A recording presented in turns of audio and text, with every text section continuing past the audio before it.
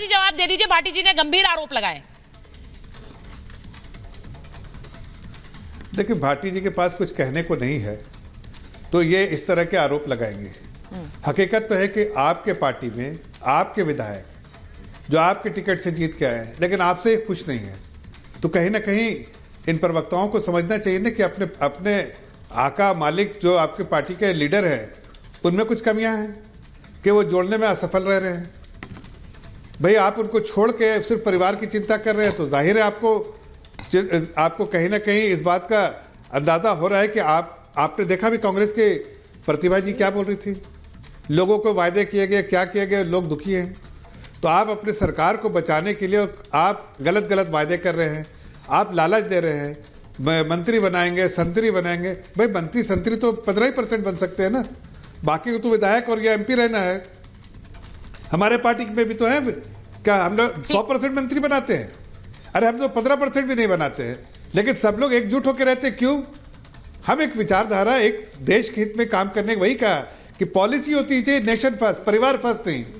जब आप परिवार फर्स्ट रखिएगा तो ये आपको देखने का, ये दिन आपको हर दिन बार बार देखने पड़ेंगे, लेकिन अच्छा, नेशन फर्स्ट रखिएगा। मैं एक बार बता दूं कि दो तरफ, दो खेमों में इस वक्त एक्शन तेज है। एक तरफ हिमाचल में जहां पर कहा जा रहा है कि सुक्खू सरकार पर क्या संकट है, दूसरी तरफ यूपी में अब 7 और 2 उम्मीदवार बीजेपी और 2 समाजवादी पार्टी, ये तो साफ तय लग रहा था, लेकिन जो 10वां उम्मीदवार है यानी कि जो 8वां बीजेपी ने उतार दिया, उसे लेकर जो खेमेबाजी हुई है वो खुलकर सामने आ रही है।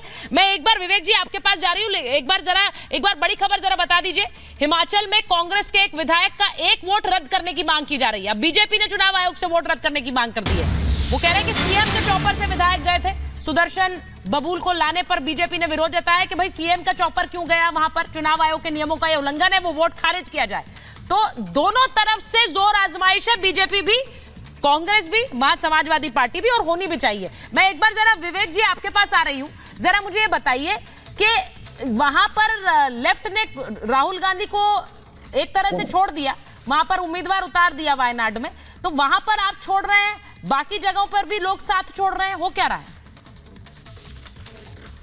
नहीं, कोई किसी को नहीं छोड़ रहा है। INDIA बिल्कुल सॉलिडली खड़ा हुआ है, कश्मीर के अंदर इकट्ठे हो गए हैं। PDP भी साथ में है, NC भी साथ में है, कांग्रेस भी साथ में है, और कुछ राज्यों में अकेले लड़ रहे हैं। दिल्ली के अंदर आम आदमी पार्टी कांग्रेस का गठबंधन हो चुका है, गुजरात में हो चुका है, गोवा में हो चुका है, तो ऐसा नहीं है। बिहार के अंदर है, यूपी के अंदर समाजवादी पार्टी कांग्रेस बिल्कुल इकट्ठे साथ खड़े हुए हैं। तो ये नहीं है, ये तो देखिए शुरू से होता है। कुछ राज्यों में हमेशा लोग आपस में लड़े हैं, लेकिन केंद्र में हमने समर्थन दिया है। हम तो बंगाल और केरला में कांग्रेस के खिलाफ होते थे, लेकिन 2004 में हम लोगों ने कांग्रेस की सरकार को, यूपीए को खड़ा किया। लेफ्ट ने 64 मेंबर पार्लियामेंट थे, हमने समर्थन दिया, क्योंकि हमारा मानना है कांग्रेस बड़ी पार्टी है, सेकुलर पार्टी है, और कुछ भी हो एक कंट्रीब्यूशन देश के सोशल फैब्रिक को बचाने में है। तो जो सेकुलरिज्म का एजेंडा है उस पर सभी पार्टियां एक हैं, अपने मनमुटाव को हटा करके। जहां तक केरल का सवाल है, अभी देखिए पत्ते खुले नहीं है। तो राहुल गांधी कहां से लड़ेंगे, क्या लड़ेंगे, लेफ्ट साथ है नहीं है, अब हर चीज मीडिया पे या हर चीज जाकर के बीजेपी के एनालिसिस से नहीं जाती है। बस इतना जरूर याद रखिएगा कि INDIA इकट्ठा है और राहुल गांधी एक रेस्पेक्टेड बोलने से नहीं चलेगा ना। आपने पत्ता काट दिया राहुल गांधी का और उसके बाद आप कह रहे हैं कि हम साथ हैं, हम साथ हैं, हाथ पकड़ के चल रहे हैं, ये तो नहीं होगा। नहीं, दिखा कुछ रहे हैं, कर कुछ रहे हैं, ये तो सामने आ रहा है। पर मेरा इंटरेस्ट इस वक्त राज्यसभा वोटिंग पर है। 3 राज्यों में 15 सीटों के लिए जो वोटिंग चल रही है। मैं एक बार बहुत जल्दी से विजय उपाध्याय जी के पास जा रही हूँ, वरिष्ठ पत्रकार हैं। विजय उपाध्याय जी, जरा बताइए आपकी रीडिंग क्या है इस वक्त? हिमाचल में भी जो वोटिंग हुई है, जो क्रॉस वोटिंग हुई है, यूपी में क्रॉस वोटिंग हुई है, ये सब देखकर आपकी रीडिंग क्या है दोनों राज्यों के बारे में?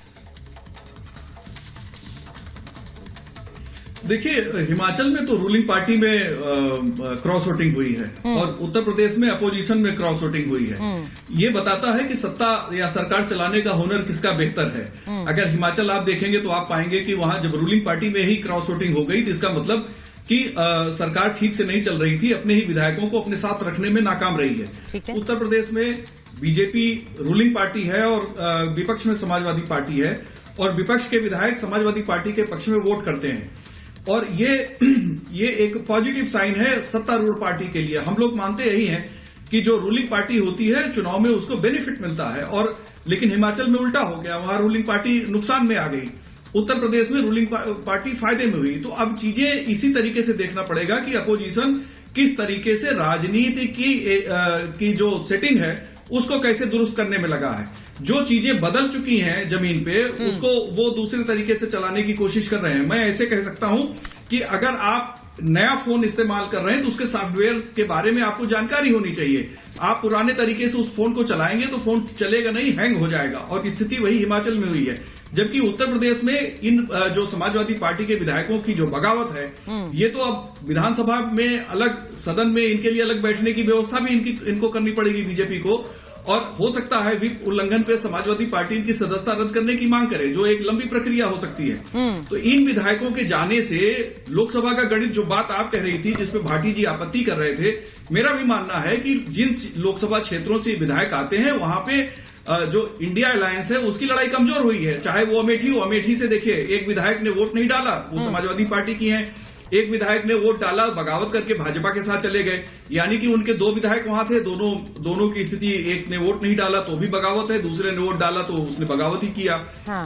रायबरेली के जो इनके पार्टी के सचेतक थे मनोज पांडे, वो ऊंचाहार से थे। रायबरेली में 5 विधानसभा सीटें हैं, 5 में से 4 भी समाजवादी पार्टी के पास थी, 1 बीजेपी के पास थी। अब वहां बीजेपी के साथ खड़े हो गए मनोज पांडे, उन्होंने असचेतक पद से इस्तीफा भी दे दिया। तो अब रायबरेली की लड़ाई भी बड़ी कठिन हो गई।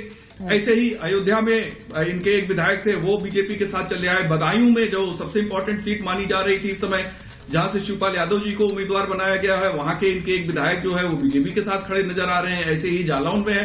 तो ये जो बदलाव हुआ है, जो स्थितियां बदली, यानी कि जिन विधायकों ने को लगा कि बेहतर भविष्य राजनीति का कहां है, वैसे भी उत्तर प्रदेश बीजेपी में दूसरी पार्टियों से आए हुए ढेर सारे नेता ऐसे हैं जो विधायक हैं, मेंबर ऑफ पार्लियामेंट है।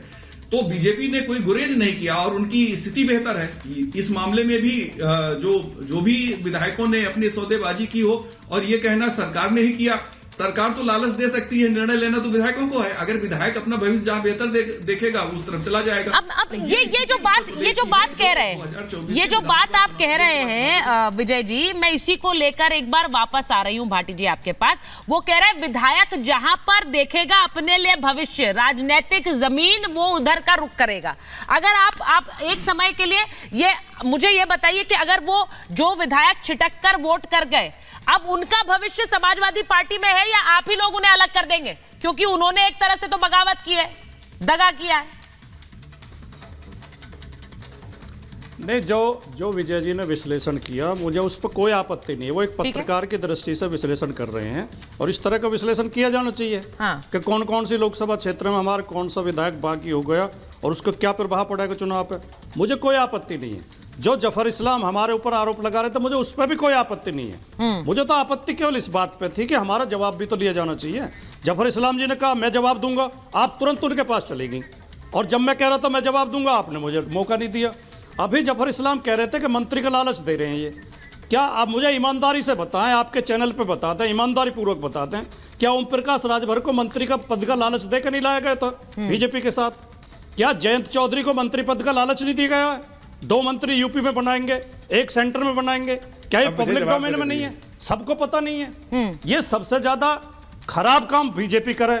और नहीं, मतलब आपका मतलब ये है कि प्रलोभन समाजवादी पार्टी नहीं देती है। आपने जयंत चौधरी को जब गठबंधन में आप लोग लाए तो गठबंधन में आपने भी तो कुछ वादे किए होंगे, इतनी सीटें देंगे, इतने अगर ये यहाँ से निकलेंगे तो ये बनाएंगे।